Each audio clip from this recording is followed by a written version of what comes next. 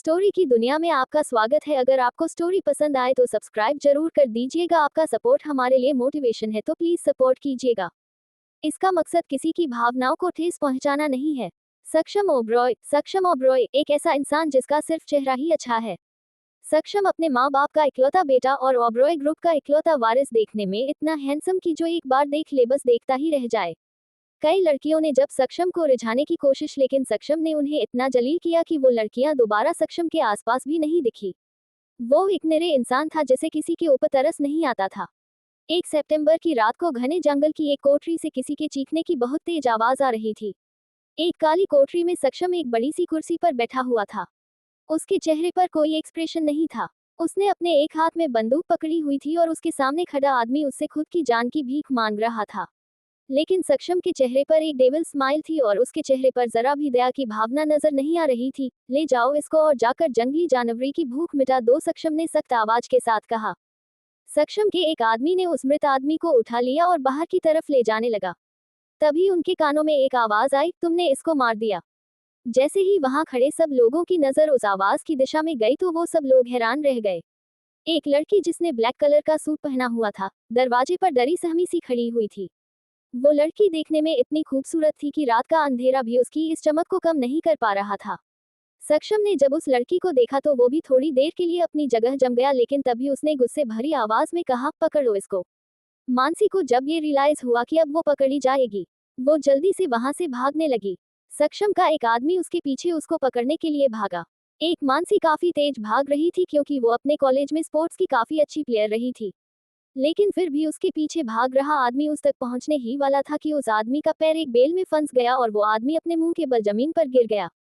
मानसी ने इसी बात का फायदा उठाया और वो उस आदमी से काफी दूर निकल गई। काफी दूर आ जाने के बाद मानसी ने एक चैन की सांस ली और वो जोर जोर से हाँफने लगी। अचानक से मानसी के कंधे पर किसी ने हाथ रखा। मानसी अचानक से डर गई। डरते हुए जब वो पीछे मुड़ी तो उसको अंधेरे के कारण उस आदमी का चेहरा दिखाई नहीं दिया।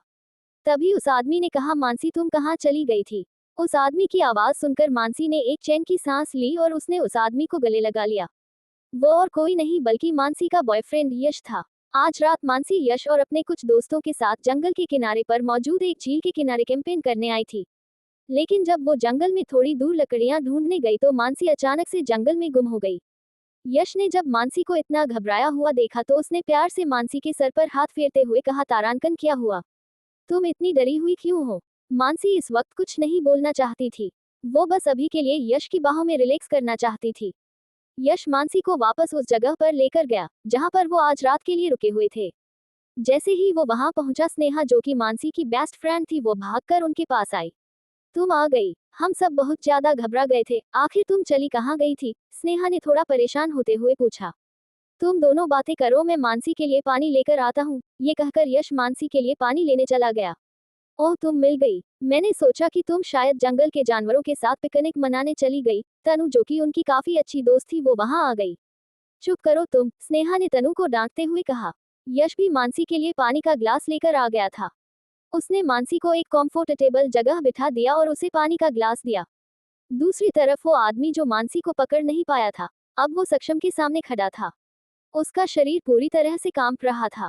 उस आदमी ने डरते हुए कहा, बॉस माफ कर दीजिए, मैं उसको पकड़ने ही वाला था, पर वो आदमी इतना ही कह पाया था कि सक्षम ने एक दूसरे आदमी को इशारा किया और फिर दो आदमी आए और उन्होंने उस आदमी को उठा लिया। वो आदमी चिल्लाता रहा लेकिन सक्षम को उसके ऊपर थोड़ा भी तरस नहीं आया। तभी एक आदमी अपने हाथ में एक लेडीज पर्स पकड़कर अंदर आया। बॉस, शायद ये उसी लड़की का पर्स है जो अभी अभी यहाँ थी, वो आदमी बोला। तारांकन ठीक से चेक करो इसको, सक्षम ने ऑर्डर दिया। एक पर्स को चेक करने के बाद उस आदमी को उसमें से एक कार्ड मिला। उस आदमी ने वो कार्ड सक्षम को पकड़ा दिया। सक्षम ने उस कार्ड को ध्यान से देखा। ये कार्ड किसी कॉलेज का आइडेंटिटी कार्ड था। सक्षम ने ध्यान से उस कार्ड को देखा, इसमें मानसी का नाम, उसका फोटो और उसकी सब बेसिक डिटेल्स थी। सक्षम ने ऑर्डर देते हुए, उस लड़की को कल उठा लो। धर मानसी ने यश, स्नेहा और तनु को सब कुछ बता दिया जो भी उसके साथ जंगल में हुआ। वो तीनों हैरान थे, लेकिन तभी यश ने अपना फोन निकालकर और एक नंबर डायल किया। यश के पापा शहर के एसपी थे, इसलिए यश चाहता था कि उसके पापा जल्द से जल्द इस मामले को हैंडल करे। फोन काटने के बाद यश ने मानसी से कहा, तुम चिंता मत करो, पापा पर्सनली इस मामले को हैंडल करेंगे। मानसी ने बस अपना सर हिला दिया। सुबह होते ही उन्होंने सबने अपना सामान पैक कर लिया। मानसी को अपना बैग नहीं मिल रहा था, तभी उसको याद आया कि वो तो अपना बैग जंगल में कहीं छोड़ आई है। अब वो इतने घने जंगल में उस बैग को कहाँ ढूंढेगी। मानसी परेशान सी खड़ी थी कि यश उसके पास आया और उसने उसके कंधे पर हाथ रखते हुए कहा, चले। अरे यश, मैंने अपना बैग जंगल में कहीं खो दिया है। अब मैं क्या करूं? उसमें मेरा कॉलेज का आइडेंटिटी कार्ड था। तुम चिंता मत करो, मैं तुम्हारे लिए उसे दोबारा बनवा दूंगा। आखिर यश सक्सेना की इतनी तो चलती ही है। यश की बात सुनकर मानसी मुस्कुरा दी। यश ने अपनी ही कार में मानसी को उसके घर ड्रॉप कर दिया। उसके बाद यश मानसी को बाय बोलकर वहां से निकल गया। मानसी गेट से कुछ दूरी पर थी। वो धीरे धीरे अपने घर के गेट की तरफ बढ़ रही थी, लेकिन तभी मानसी के सामने एक गाड़ी आकर रुकी और पलक झपकते ही माही के अंदर वैशाली को खींच लिया गया। इससे पहले कि मानसी चिल्ला पाती, एक आदमी ने उसके मुंह पर रुमाल रख दिया और मानसी उसी वक्त बेहोश हो गई। सक्षम ओबरॉय ग्रुप की बड़ी बिल्डिंग के अपने आलीशान केबिन में बैठा हुआ था। वो लैपटॉप पर काफी सीरियस होकर कुछ काम कर रहा था। अचानक से फोन की रिंग ने उसका ध्यान भटका दिया। सक्षम ने गुस्से से उस फोन की तरफ देखा, लेकिन जैसे ही उसने फोन करने वाले का नाम देखा, उसने जल्दी से अपना फोन उठा लिया। बोलो, सक्षम ने अपनी एरोगेंट आवाज में कहा। बॉस, हमने उस लड़की को पकड़ लिया है। हमें उसका क्या करना होगा? तारांकन, उसे मेरे विला में लेकर जाओ, सक्षम ने ऑर्डर दिया और उसके बाद उसने फोन को काट दिया। सक्षम ने एक सिगरेट निकाली और कुछ सोचते हुए उसके लंबे लंबे कश भरने लगा। रात को जब सक्षम अपने विला पहुंचा तो वो सीधा अपने रूम में गया। उसने जाते ही सबसे पहले अपना कोट उतारा और फिर अपनी शर्ट उतारने लगा।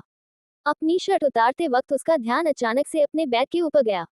उसका बेड जो हमेशा से खाली होता था, आज उसके ऊपर एक अप्सरा जैसी लड़की सोई हुई थी। उस लड़की ने व्हाइट कलर के सूट के साथ रेड दुपट्टा लिया हुआ था और वो सोते हुए किसी मासूम बच्चे की जैसी लग रही थी। सक्षम ये सब देखकर खुश नहीं हुआ, बल्कि गुस्से से भर गया। वो गुस्से के साथ अपने रूम से बाहर निकला। सक्षम की हैवानियत। सक्षम गुस्से से बाहर आया और थोड़ी देर में सक्षम बड़े से सोफे पर बैठा हुआ था और उसके सामने वो आदमी खड़े हुए थे जो मानसी को लेकर आए थे। उनमें से एक ने कहा, बॉस, हमें माफ कर दीजिए। जब आपने ये कहा कि आप उस लड़की को अपने विला में चाहते हैं, तो हमें यही लगा कि आज रात आप उस लड़की के साथ सोना चाहते हैं। बस, सक्षम ने गुस्से से एक शब्द कहा और वो चुप हो गया। उसका एक शब्द बस सुनकर वो आदमी कांप गए। सक्षम उठा और उसने उनकी तरफ बिना देखे कहा, उद्धरण चिन्ह, अपनी इस गलती की सजा लेने को तैयार हो जाओ। इतना कहकर सक्षम वहां से निकल गया। वो आदमी पीछे से चिल्लाते रहे, लेकिन सक्षम ने उनकी एक नहीं सुनी। वो सच में एक हैवान था, एक ऐसा हैवान जिसे किसी के मरने जीने से कोई फर्क नहीं पड़ता था। सक्षम वापस उस कमरे में नहीं गया। उसने दूसरे कमरे में जाकर शावर लिया और वहीं सो गया। मानसी की जब सुबह नींद खुली तो उसने अपने आप को एक बड़े से बेड के ऊपर पाया। मानसी ने अपने आसपास देखा तो वो हैरान रह गई। वो रूम काफी बड़ा लेकिन बहुत अजीब था, क्योंकि उस रूम की हर चीज काले रंग की थी। उस कमरे की बेडशीट से लेकर पर्दे, फर्नीचर सब कुछ काले रंग का था। उस रूम को देखकर ऐसा लग रहा था जैसे उस रूम के मालिक की जिंदगी में कोई और रंग होगा ही नहीं। मानसी का सर काफी भारी हो रहा था। उसको समझ में नहीं आ रहा था कि वो किस जगह है। जहां तक कि उसको याद था, उसको कल कुछ आदमियों ने पकड़ लिया था। मानसी बहुत ज्यादा घबराई हुई थी, आखिर किसने उसे पकड़ा होगा। उसके दिमाग में ये सभी चल रहा था। वो धीरे से बेड से उठी और उसने बहुत सावधानी रूम का डोर ओपन किया। उसे आसपास कोई दिखाई नहीं दिया, इसलिए वो बाहर आ गई। वो शायद घर की दूसरी मंजिल पर थी। मानसी इस बड़े से घर को देखकर काफी हैरान थी। उसने आज तक कभी इतना बड़ा घर नहीं देखा था, लेकिन मानसी को इस घर का डिजाइन काफी अजीब लग रहा था। ये घर कम और भूतिया हवेली ज्यादा लग रही थी, क्योंकि इस घर का सब सामान काले रंग का था, जिसकी वजह से ये काफी डरावना प्रतीत होता था। काफी दूर चलने के बाद भी मानसी को कुछ दिखाई नहीं दिया। फिर वो थोड़ा दूर और चली। उसके बाद उसको आखिर में सीढ़ियां मिल ही गई। जब मानसी को सीढ़ियां मिले तो वो काफी खुश हो गई। जैसे ही वो सीढ़ियां उतरने वाली थी, उसे नीचे से कुछ आवाजें सुनाई दी। उन आवाजों को सुनकर मानसी दीवार के पीछे छुप गई। उसने धीरे से अपनी गर्दन निकालकर नीचे की तरफ देखा। नीचे एक काले रंग के सोफे पर एक आदमी बैठा हुआ था। मानसी उस आदमी का चेहरा ठीक से नहीं देख पा रही थी, क्योंकि उस आदमी की पीठ मानसी की तरफ थी। उस आदमी के आगे बहुत सारे लोग लाइन लगाकर खड़े हुए थे, जैसे वो सब अपने शहंशाह के ऑर्डर मिलने का इंतजार कर रहे हो। मानसी चुपके चुपके सीढ़ियां उतरने लगी, ताकि वो वहां से भाग सके। वहां पर दूसरी सीढ़ियां भी थी, जहां से मानसी को वो लोग दिखाई नहीं दे रहे थे, इसलिए वो वहां से नीचे उतर गई। जैसे वो नीचे उतरी, उसे बाहर जाने का रास्ता दिखाई दिया। मानसी चुपके चुपके वहां से जाने लगी, लेकिन तभी उसे अपने पीछे से एक रोबदार आवाज आई। वहीं रुक जाओ। आवाज को सुनकर मानसी एक जगह ही जम गई। अब तो वो गई, मानसी ने मन ही मन कहा। वो धीरे से पीछे मुड़ी, लेकिन जैसे ही उसने पीछे मुड़कर अपने सामने खड़े हुए इंसान को देखा तो वो शॉकड हो गई। मानसी ने जैसे ही अपने पीछे खड़े इंसान को देखा, उसकी आंखें फटी की फटी रह गई। उसकी पूरी बॉडी पूरी तरह से कांपने लगी। सक्षम की आंखी से आग झलक रही थी। उसने गुस्से से कहा, तुम्हारी हिम्मत भी कैसे हुई यहाँ से भागने की। मानसी ने अपने आप को संभाला क्योंकि वो इस वक्त सक्षम के सामने अपने आप को वीक नहीं दिखाना चाहती थी। मानसी ने भी थोड़ा एटीट्यूड के साथ कहा, तुम मुझे यहाँ पकड़ कर क्यों लाए हो, आखिर तुम चाहते क्या हो मुझसे। मानसी को इतना कॉन्फिडेंट देखकर सक्षम के चेहरे पर एक डेविल स्माइल आ गई। वो सीधा जाकर उसके सामने खड़ा हो गया। उसने उसकी आंखों में देखते हुए कहा, तुम यहाँ से नहीं जा सकती। मानसी बुरी तरह से घबरा गई लेकिन उसने अपनी घबराहट को चेहरे पर जाहिर नहीं होने दिया। उसने गुस्से से कहा, और मैं यहाँ से क्यों नहीं जा सकती, क्योंकि तुमने मुझे उस आदमी को मारते हुए देख लिया है, और मैं बिल्कुल नहीं चाहता कि मेरे राज किसी और को पता चले। सक्षम ने बिना भाव के साथ कहा, मैं तुम्हारे बारे में किसी से कुछ नहीं कहूंगी, आई प्रोमिस। तुम बस मुझे यहाँ से जाने दो। मानसी बोली, और तुम ये तब कह रही हो जब तुमने पहले ही पुलिस को सब बता दिया है। पूरे शहर की पुलिस मुझे ही ढूंढ रही है। सक्षम ने थोड़ा चिढ़ते हुए कहा। क्या? तभी मानसी को याद आया कि यश ने अपने पापा को ये मामला हैंडल करने को कहा था। मानसी ने फिर से कुछ सोचते हुए कहा, तो तुमने मुझे पकड़ कर क्यों रखा हुआ है। मुझे जाने दो, मैं इस बारे में किसी से कुछ नहीं कहूंगी, बिल्कुल भी नहीं। जब तक तुम मर नहीं जाती तब तक तुम यही रहोगी। सक्षम बोला। उसके बाद उसने कुछ लोगों को ऑर्डर देते हुए कहा, इसको ऊपर ले जाओ। उसके बाद दो आदमी आए और उन्होंने मानसी को उसकी बाजुओं से पकड़ लिया। मानसी चिल्लाए लेकिन वहां पर उसकी बात सुनने वाला कोई नहीं था।